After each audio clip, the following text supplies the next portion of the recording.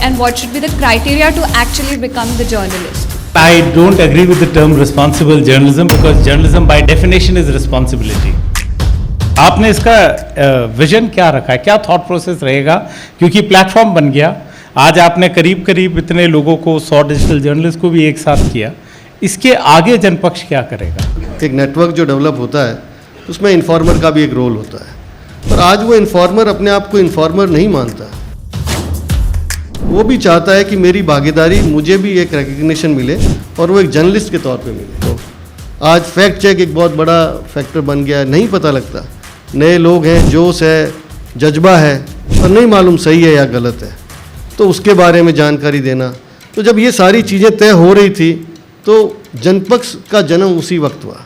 ये कोई बहुत पुरानी वो नहीं है, ये समझ लीजिए कि आज प्रॉब्ली जनपक्ष के जन्म को बेमुश्किल मेरे ख्याल से 2 हफ्ते हुए हैं। जो लोग इसके अंदर थे, जो लोग ऑलरेडी मोबाइल जर्नलिज्म में थे, उनका रिस्पांस बहुत अच्छा था। उनका नहीं भाई साहब ये होनी चाहिए और हमें इसके ऊपर बैठ के विचार करना चाहिए और जो लोग हैं उनको इस बारे में बताना चाहिए।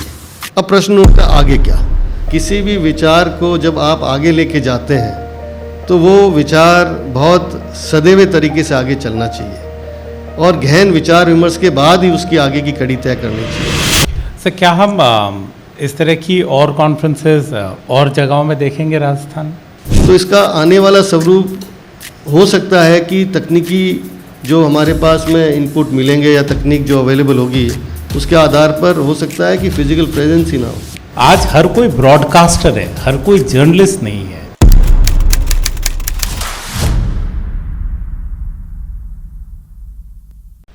सो वीरेंद्र सर, सबसे पहले तो आपको बहुत बहुत बधाई जनपक्ष की, और ये आपने डिजिटल जर्नलिस्ट को लेके ये कहा और एक ये नई पहल शुरू करी है। ये वो एस्पेक्ट है सर जो मैं अपने इवेंट में इतना एलैबोरेटली कभी नहीं कर पाया, तो आपको इसकी बहुत बहुत शुभकामनाएं।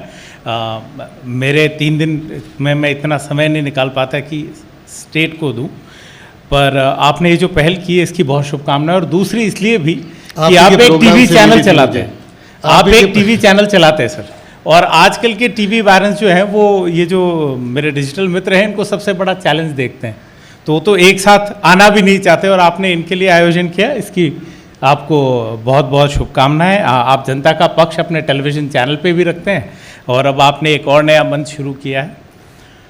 तो और एक बात और आपने अपने इनॉग्रल में कहा, तो विवेक को भी धन्यवाद कि आपने कहा टॉक में आए थे आप, तब आपने ये सोचा। बट बिल्कुल, अगर मैं आपको जितना भी जानता हूँ तो हमारी जो पहली मुलाकात हुई थी अराउंड 2011-12, आपने जब फर्स्ट इंडिया भी शुरू किया था और मैं नया नया आया था इंग्लैंड से और मैंने डिजिटल में अपनी जर्नी शुरू करी थी। अच्छा, मैं अपनी शुरुआत भी बता देता हूँ। आज सुबह सुबह मंत्री जी बड़ा एक तंज मार के गए कि अगर मंत्रियों का इवेंट होता तो वो ये कुर्सियाँ खाली और दिखाते, तो मैंने कहा हम मंत्रियों जितने संसाधन भी नहीं लगाते, वो इतनी गाड़ियाँ घोड़े पैसे देने के बाद भी उनकी स्टेट्स खाली रह जाती है। और मैंने जब अपनी शुरुआत करी थी, ये तो बहुत बड़ी ऑडियंस है। आज मैं एक फेस्टिवल करता हूँ जिसमें करीब 100 के ऊपर पत्रकार आते हैं। मेरे पहले इवेंट में 90 लोग थे, उसमें मेरी 3 साल की बेटी भी थी और उस ऑडिटोरियम की साइज़ थी 1200। तो ये बहुत अच्छी शुरुआत है, तो सबसे पहले इसकी बधाई। और अब ये बताइए कि ये ब्रॉड टर्म में इसका आपने इसका विजन क्या रखा है, क्या थॉट प्रोसेस रहेगा, क्योंकि प्लेटफॉर्म बन गया, आज आपने करीब करीब इतने लोगों को 100 डिजिटल जर्नलिस्ट को भी एक साथ किया, इसके आगे जनपक्ष क्या करेगा? देखिए, पहले तो मैं ये बता दूं कि जनपक्ष की शुरुआत कैसे हुई, ये बात जानना बहुत ज़रूरी है। क्योंकि जब हमने चैनल शुरू किया था, शुरू ज़रूर मैंने किया था, पर आज की तारीख में सब प्रोफेशनल्स हैं, बहुत अच्छे तरीके से उसको चला रहे हैं। और एक जो मन में एक बात थी कि सारी बातों के बाद भी जो ग्रामीण क्षेत्र है, ग्रामीण क्षेत्र और विशेष तरह से छोटे जो कस्बे हैं, वहाँ जो पत्रकार है आज भी वो संघर्ष कर रहा है। मेन स्ट्रीम मीडिया में उसकी जगह आज भी ना के बराबर है। और कहीं न कहीं हर नागरिक के अंदर एक सिटीजन जर्नलिस्ट बैठा है। हम लोग कहते हैं सिटीजन जर्नलिस्ट से हमें सूचना मिलनी चाहिए। तो जब ये सारी चीज़ों को हम देख रहे थे, कई बार हमने हमारे जो फर्स्ट इंडिया के एनुअल फंक्शंस होते हैं उनमें इस बात को भी रखा कि आने वाले समय के अंदर हाइपर लोकल जर्नलिस्ट, दूर दराज गाँव में बैठे हुए जो जर्नलिस्ट हैं उनको हमें जोड़ना चाहिए। हालांकि चैनल में एक ख़ास बात है, अच्छी बात ये रहती है कि उनके यहाँ पर एक नेटवर्क जो डेवलप होता है उसमें इन्फॉर्मर का भी एक रोल होता है। पर आज वो इन्फॉर्मर अपने आप को इन्फॉर्मर नहीं मानता, वो भी चाहता है कि मेरी भागीदारी, मुझे भी एक रिकग्निशन मिले और वो एक जर्नलिस्ट के तौर पे मिले। और उसी का आप ये समझ लीजिए, उसी ने अपने आप को मोजो के रूप में पेश करना शुरू कर दिया। अब जब गांव के अंदर वो बैठ के सूचना देता था, आज वो सूचना को जो है प्रेषित करना चाहता है, उसका क्रेडिट भी लेना चाहता है, क्योंकि पहले उसको क्रेडिट नहीं मिलता था। तो इन सब बातों पे जब विचार चल रहा था और आपने जब पिछले दिनों टॉक जर्नलिज्म कॉन्फ्रेंस रखी थी जिसमें देश विदेश से लोग आए थे, उसी दौरान विवेक से बात हुई। विवेक को यूँ लगा कि शायद वो भी मेरे ख्याल से इस संघर्ष के दौर से गुजर रहा था, तो उसको यूँ लगा होगा कि ये एक शख्स है जो कुछ ना कुछ कर देगा, चलो इसके भी बातचीत करके देखते हैं। और वो बात धीरे धीरे इस रूप में आ गई कि वास्तव में हमें ये जो मोजो जर्नलिज्म के अंदर जो बच्चे लगे हुए हैं, या जो मेन स्ट्रीम मीडिया से निकल करके वापस दाद उनको भी देनी पड़ेगी जो मेन स्ट्रीम मीडिया में रहे, पत्रकारिता के अंदर उन्होंने अपनी ऊंचाइयां प्राप्त की और वापस आकर के जो नई तकनीकी को लेकर के, चोटिया जी बैठे हैं, इनका भी एक सेशन आएगा। ये कोई आसान काम नहीं था, ये ट्रांसफॉर्मेशन था कि भाई आप एक मेन स्ट्रीम मीडिया में है, एक संस्था आपके पीछे खड़ी है, और जीवन के उस पड़ाव में जब बच्चे सोच रहे होंगे कि अब जो है हमारे को बैटन हैंड ओवर होगा, उस वक्त आपने कहा नहीं अभी रुकिए, मेरे को भी काम करना है। तो ये जब सारा इकोसिस्टम इस बात के ऊपर चर्चा हो रही थी तो हमारे दिमाग में विचार आया, हमारे साथी मिले, महिपाल जी मिले, नवीन था, है ना, आपसे बात हुई कि हमें एक इस तरह की कॉन्फ्रेंस करनी चाहिए। और विशेष तौर से क्यों करनी चाहिए, उसका भी एक बहुत बड़ा कारण था कि संसाधनों की कमी होने के कारण सारी तरह की टेक्निकल इनपुट्स या मान लो कानूनी राय है, आज बहुत सारे बच्चों को नहीं मालूम, बहुत सारे मोजो जो हैं उनको नहीं मालूम कि कानून क्या कहता है, उनको नहीं पता। कल को हो सकता है उनके खिलाफ किसी काम से एफआईआर दर्ज हो जाए, उनको नहीं मालूम कि हमें इसको कैसे फेस करना है। ठीक है, नई टेक्निक्स आ गई, बिल्कुल सही कहा मंत्री जी ने बोला कि एआई जो है आज की तारीख में सब्सक्रिप्शन बेस्ड हो गई, उसके लिए भी पैसा चाहिए।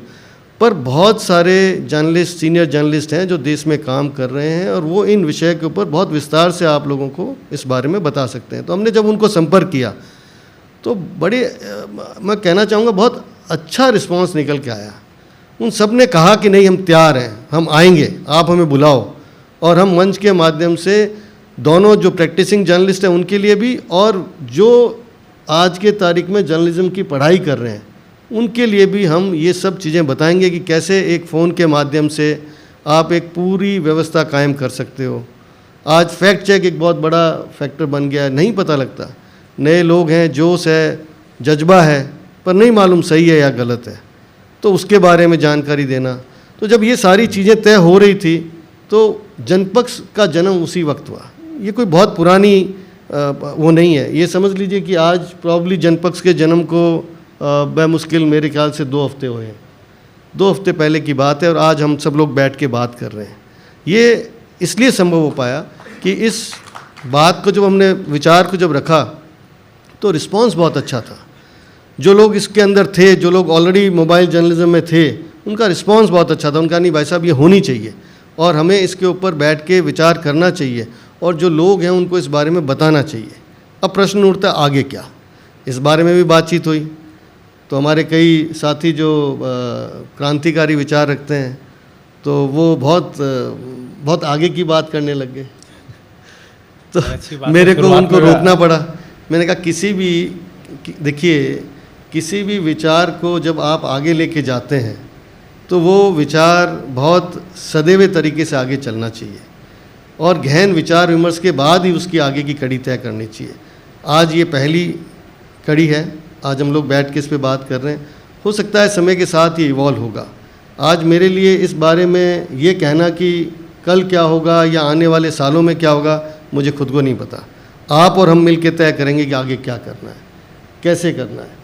क्योंकि ये किसी भी रूप में, मैं आपको बता दूं कि जनपक्ष किसी भी रूप में कोई एक्टिविस्ट का रोल प्ले नहीं करेगा, फैसिलिटेटर बन सकता है।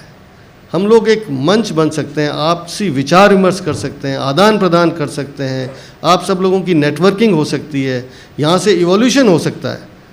पर अगर कहीं किसी रूप में देखा जाए कि हम किसी तरह के एक्टिविस्ट का रोल प्ले करेंगे तो वो नहीं होगा। सर, क्या हम इस तरह की और कॉन्फ्रेंसेस और जगहों में देखेंगे Rajasthan under the same banner? देखिए, जिस युग में और जिस चीज़ की हम बात कर रहे हैं, हम लोग डिजिटल जर्नलिज्म की बात कर रहे हैं। डिजिटल जर्नलिज्म में ये ज़रूरी नहीं है कि आप अलग अलग स्थानों पे जाके कॉन्फ्रेंस करें। आवश्यकता इस बात की है कि मैं तो हो सकता है कि अगली बार कॉन्फ्रेंस जो हो उसमें सबको फिजिकली प्रेजेंट होने की ज़रूरत ही ना हो। हम लोग जो हमारे पास संसाधन है, सबके पास अपने फ़ोन हैं, सब अपने अपनी जगह से सुन सकते हैं, देख सकते हैं, प्लेटफॉर्म उपलब्ध है। तो इसका आने वाला स्वरूप हो सकता है कि तकनीकी जो हमारे पास में इनपुट मिलेंगे या तकनीक जो अवेलेबल होगी उसके आधार पर हो सकता है कि फ़िज़िकल प्रेजेंस ही ना हो। तो ये एक परिकल्पना कि हम लोग गाँव में जाके करेंगे या छोटे कस्बों में करेंगे, मेरे ख्याल से आज की तारीख में ये विचार हम लोगों ने अभी इस पर कोई ज़्यादा नहीं किया। पर हो सकता है कि ये डिजिटली हो सकता है कि हम लोग इसी तरीके से बैठ करके और बाकी सब लोग अपने अपने क्षेत्र में बैठ के इस बारे में इनपुट दें। सर, आपने जैसे मैं बार बार ये लाइन सुनता हूँ, सर ने भी बोली, पहले बोले रहे हैं कि मेन स्ट्रीम को छोड़ के इसमें आ रहे हैं, मेन स्ट्रीम को छोड़ के। आज की हालत में मैं यही कहूँगा, क्योंकि जब मैं पढ़ के आया था 2011-12 में, तो मेरा पहला सेशन था how will digital impact news room. तो इसी शहर में लोगों ने कहा था, और कई बड़े लोग थे, उन्होंने कहा था कि डिजिटल को कोई नहीं पूछता भाई, अभी इंग्लैंड की खुमारी नहीं उतरी है। पर कई लोगों ने एम्ब्रेस किया, आज डिजिटल मेन स्ट्रीम है। और कई ऐसे संपादक हैं जो अपना एक हैशटैग चला के अलग अलग यूज़ करते हैं, पर एक टाइम तक वो इसको टच भी नहीं कर रहे थे। तो अब ये एक इशू ही नहीं रहना चाहिए मेन स्ट्रीम क्या है। पर जैसे आपने कहा जनपक्ष रहेंगे, आपने इतना कहा, यहाँ ये सारे दोस्त हैं, पर मैंने वो सवाल इसलिए पूछा कि हम क्या और जगह जाएंगे, क्योंकि अभी रचित यहाँ एक सेशन लेने आएगा, गूगल में है, मैंने उसके साथ भी काम किया। आज की ज़रूरत बन गई है ना सिर्फ इन रिपोर्टर्स की, पर इन बड़ी कंपनियों की और इन राजनेताओं की, जो यहाँ बैठ के इंटरव्यू तो एक बड़े एडिटर को दे देंगे, लेकिन उनको ग्राउंड की कोई समझ नहीं है। जब इलेक्शन नज़दीक आता है तो सबसे ज़्यादा जो मार्केट वैल्यू होती है वो उस ग्राउंड रिपोर्टर की होती है, क्योंकि उसके पास जितना अनुभव होता है वो किसी के पास नहीं होता। यहाँ के बड़े संपादक इंटरव्यू अच्छा कर लेंगे एसी कमरों में बैठ के। तो ये नीड है पॉलिटिशियंस की भी और बड़ी टेक कंपनीज़ की। इसीलिए मैंने वो सवाल पूछा कि अगर इस तरह की फैसिलिटेशन हो जाए तो these companies will be more involve. I was surprise जब मैंने अपनी शुरुआत की थी कि गूगल जितनी बड़ी कंपनी हमें बुला के कहेगी कि 6 छोटे छोटे शहरों में जाओ, and I had a great learning on that. So that was one of the reasons why I wanted to plant this to you also, कि it would be really nice if we go beyond a section like this. और दूसरा sir एक सुझाव है, और चूंकि ये कोई स्ट्रक्चर्ड बातचीत नहीं है तो मैं सर से रोज़ कहता हूँ कि विल टॉस इट अप. ये जो आपने लीगल इशू उठाया ये बहुत इंपॉर्टेंट है. आई वुड से मेरा आग्रह रहेगा जनपक्ष की कोर टीम से कि एक प्लेटफॉर्म और एक एक्सेस इतना रखे कि ये जो डिजिटल जर्नलिस्ट हैं जिन पे इतनी चीज़ें आती है, they can at least reach out to a platform like this and they can speak. So we'll take these inputs, आप जो सुझाव दे रहे हैं, बट मैंने ये कहा कि ये अभी 20 दिन पहले ही हम लोगों ने शुरू किया है और इसका एवोल्यूशन अपने आप होगा. As most of them they get involved, we'll take the inputs and then we'll try and see how we can deliver it back. But so if evolution will have its own natural way of going forward. But I don't think we need to sit down and preempt कि भी कल हम क्या करेंगे. It's important that we deliver it today and subsequently we take input and then we see how we can evolve. But knowing you, you know, you are a man with a detailed planning. You know, जब मैंने sir का event का भी देखा तो मैं जब आ भी रहा था तो हर चीज़ का एक आपका अपडेट और एक ब्लूप्रिंट रहता है. तो I'm sure you would have thought about it. That's day planning. No, that's not day planning, boss. You know, I've done 12 events. I've never planned it once.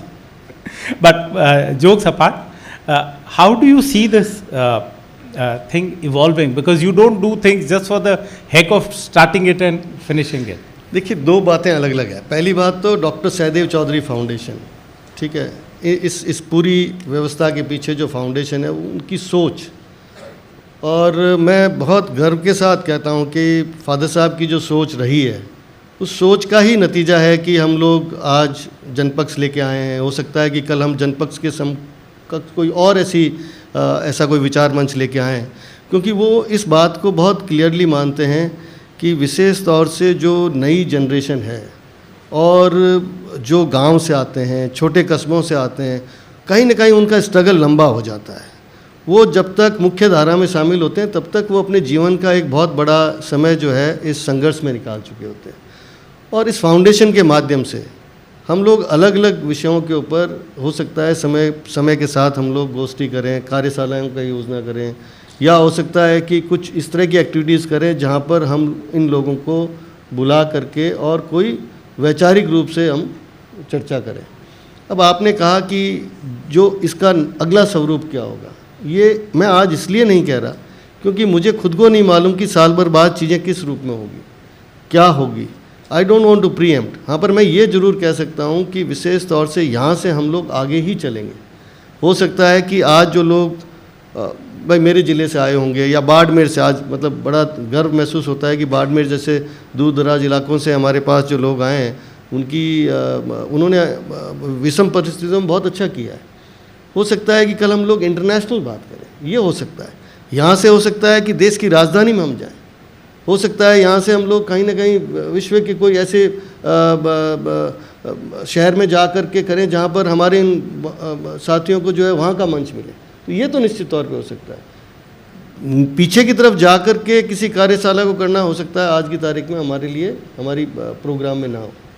तो ये हो सकता है we might go forward and we might create a space. अब जहाँ तक मैंने कहा कि एक्टिविस्ट नहीं होंगे, but we can definitely create a space जहाँ पर कानूनी सलाह दी जा सकती है। सलाह मैं नहीं दूंगा, हो सकता है जो एक्सपर्ट हो वो उनको राय दे दे। हो सकता है एक ऐसा मंच निकल के आ जाए जहाँ पर कल को एक ऑनलाइन ट्रेनिंग प्लेटफॉर्म शुरू हो जाए कि भैया कैसे ट्रेनिंग करनी है। हो सकता है एआई की मदद से ऑनलाइन लीगल इनपुट प्रोवाइड करने का प्लेटफॉर्म शुरू हो जाए। सो ये सब चीज़ें इवॉल्व होगी जैसे जैसे हम आगे जाते हैं। As I said, it's only a 20 days old baby. It might take some time before we start speaking about it. अच्छा, अब जो जनता यहाँ सुन रही है, हम इनका भी पक्ष सुन ले। अगर किसी का कोई सवाल हो जो आप वीरेंद्र सर से पूछना चाहें तो I leave it open. Sir, my name is Shivangi and sir मेरा ये क्वेश्चन है। एक तो रिस्पॉन्सिबल जर्नलिज्म बहुत इंपॉर्टेंट टर्म है, I think we all should talk about, क्योंकि एक जर्नलिस्ट बहुत ही इम्पॉर्टेंट भूमिका निभाता है in terms of giving your opinions, जो कि कई सेंसिटिव भी होते हैं और कई पॉलिटिकल भी होते हैं। तो एक रिस्पॉन्सिबल जर्नलिज्म पे आपका टेक क्या है? And secondly, every second person wants to become a journalist. आजकल व्लॉगिंग भी एक नया कॉन्सेप्ट स्टार्ट हो गया है जो कि कहीं ना कहीं कोइंसाइड करता है, बिकॉज हर एक के पास फ़ोन का एक्सेस है and everybody is seeing one or the other incident and सब अवेयरनेस फ़ोन के थ्रू और सोशल मीडिया ओवरटेक कर चुका है न्यूज़ चैनल्स को। तो उसके ऊपर आपका क्या टेक है? क्योंकि बहुत ईजीली वायरल हो रहा है कंटेंट ऑन सोशल मीडिया। तो रिस्पॉन्सिबल जर्नलिज्म और कॉन्सेप्ट और क्राइटेरिया कि कैसे एक journalist from the content creators and from the vloggers कैसे इनको अपार्ट कर सकते हैं, and what should be the criteria to actually become the journalist? Bit too tough for me, so I'll ask Avinash to take it forward. He's been there for last 20 years. No, my very simple question. I don't agree with the term responsible journalism because journalism by definition is responsibility. So there is nothing called responsible journalism. I don't like the whole idea of fake news because news is never fake. Whatever is fake is propaganda. So I would say journalists, अगर आप जब भी बनना चाहते हैं, और दूसरी बात जो आपने कही, हर कोई जर्नलिस्ट बनना चाहता है, हर कोई ब्रॉडकास्टर बनना चाहता है। जर्नलिज्म और ब्रॉडकास्टिंग में सिर्फ इतना फ़र्क है, ये जो वायरल पे एक मामला आता है, एक कल बड़ा ही एक वीडियो वायरल हुआ था, एक बंदा अंग्रेज़ी में कुछ बोल रहा है, वो लाइनें बिल्कुल मैच नहीं कर रही, बट वो वायरल हुआ ना, सब ने उसको देखा। अब ये ललक पत्रकार में नहीं रहनी चाहिए, उनकी ललक खबर तक रहनी चाहिए। The basic principle still adheres. आप टूल बदल सकते हैं। आज हर कोई ब्रॉडकास्टर है, हर कोई जर्नलिस्ट नहीं है, because journalism is a painstaking job. What is a journalist? अगर कई क्वेश्चन पूछा जाए तो बड़ी बड़ी आ जाएगा। By definition somebody who keeps a record of journals, जिसके पास वो रिकॉर्ड है। अब तो बीट्स भी नहीं रही, बीट रिपोर्टर्स भी नहीं रहे, things have moved out. So I think जो आप जैसी यंगर जनरेशन है उनको ये ज़रूर रखना चाहिए कि if you are getting into the profession, act responsibly, stick to the ethos of the basic journalism, what do I would say, practices. That's reach out to everybody and then put your thought. और ये breaking के चक्कर में हम news तो break नहीं कर रहे, जर्नलिज्म ज़रूर ब्रेक कर रहे हैं। बलवीर सिंह सैनी। मेरा पहला सवाल है कि आपसे वर्तमान स्थितियों में जो मीडिया की स्वतंत्रता पर सवाल जो गहरा रहा है, पहला प्रथम। दूसरा मेरा सवाल था यानी कि जो मीडिया की जिम्मेदारियां ख़त्म की जा रही हैं वर्तमान परिस्थितियों के अंदर, ये।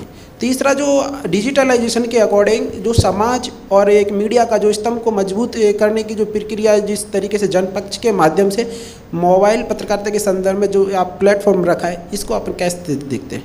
सर 3 सवाल। You take it, you are a journalist. That's the easiest bait around. He's asking a journalist to reply. सी देखो, मैं ये कहूँगा दोस्त कि वो एक पुरानी लाइन है जॉर्ज ऑरवेल की, अगर मैं सही बोल रहा हूँ तो, कि news is something that nobody wants published, everything else is propaganda. तो वो जो आप कह रहे हैं पत्रकारिता की स्वतंत्रता, हम बाय डेफिनेशन ऑपोजिशन है, तो हमें कोई नहीं पसंद करता। जी सर। ठीक है, तो ये जो सवाल है कि स्वतंत्रता पर वो अंकुश लगना, ये लगेगा, सरकार का काम है, वो अपना कर रही है, हमारा काम है उसके बावजूद वहाँ खड़े रहना।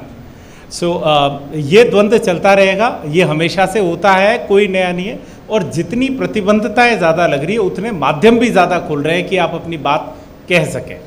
पहला तो ये, और I think last question was to जनपक्ष। So I always see that कि जर्नलिज्म पे लोग कहते हैं, अभी यहाँ पे भाई साहब ने कहा एक फाइनेंशियल स्टेबिलिटी, मैं थोड़ा सा इधर जा रहा हूँ। सर देखिए, जब इस पेशे में आते हैं ना, तो फाइनेंशियल स्टेबिलिटी साइड में रख के आते हैं। और मैं इस बात का कतई पक्षधर नहीं हूँ कि सरकार या कोई और व्यक्ति ये जिम्मेदारी ले कि मैं जर्नलिज्म का कुछ भला करूँगा, फिर वो अपना भला चाहेगा। इसलिए इन दोनों पक्षों से दूर रहें। अगर आपकी बात सही और सच्ची है तो जनता खुद सुनती है, और आज इतने टूल्स अवेलेबल है कि इंडिपेंडेंट न्यूज़ रूम्स खुद को सस्टेन कर सकते हैं। Next question. मेरा तो ये कहना था कि जैसे एक हमारे साथी भाई को एफआईआर दर्ज की गई थी हरियाणा के अंदर, जैसे राजस्थान में इस तर्ज पर यदि काम किया जाए, हर व्यक्ति अपनी इच्छा और समाज का भला चाहता है, तो एक डिजिटल माध्यम को एक तरीके से प्लेटफॉर्म को एक मजबूती प्रदान हो, इस तरीके से इस पर मेरा सवाल यही है आपसे कि मजबूती कैसे मिलेगी? डिजिटल प्लेटफॉर्म को मजबूती मिलने की ज़रूरत नहीं है, डिजिटल प्लेटफॉर्म से हमें मजबूती मिल रही है, बात यहाँ तक आ गई है। तो आई थिंक डिजिटल प्लेटफॉर्म्स उतने के उतने मजबूत है, लोगों की इस पर रीच है। तो इस सारी चीज़ का ये कि आप अपना जो भी काम है, अगर आप जैसे कहते हैं, मैं ये भी नहीं कहता पत्रकारों की जिम्मेदारी है, कई इंडिपेंडेंट लोग हैं जो अपना अलग काम कर रहे हैं और वो कभी ये नहीं कहते हम पत्रकार हैं, but they put their opinion out. So आप जो करना चाहे, देखिए अगर आप इसको कंस्ट्रक्टिव वे में करना चाहते हैं, जो भी आपका डोमेन है उसमें आप अपना काम पूरी ऑनेस्टी से करिए, तो I think there is no stopping you. Namaskar sir, Shreyans Singh this side.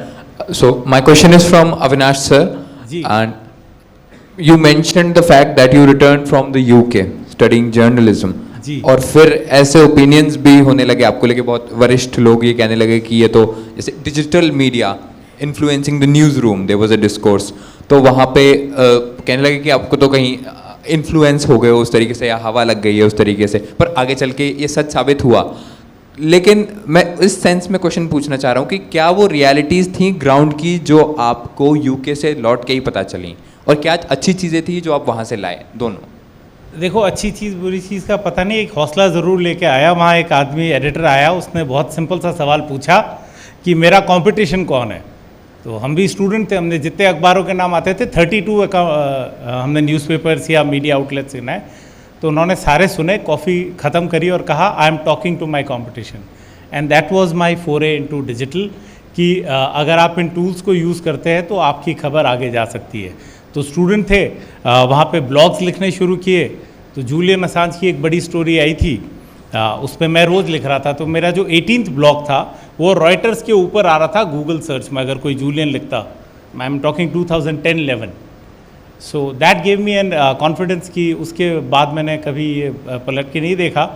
इसीलिए मैं कह रहा हूँ, आज ये मुझे हॉल देख के बहुत खुशी हो रही है, क्योंकि जो मेरी स्टार्ट थी ना, वो तो मैं ही जानता हूँ।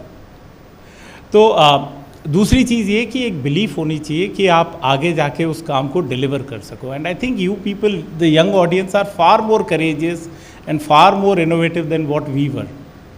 सो there is no learning, I think there is a word called believe, believe in your self. और वो जो लोगों ने कहा था वो खुद आज वेट कर रहे होते कि सबसे पहले ट्वीट मैं डालूँ।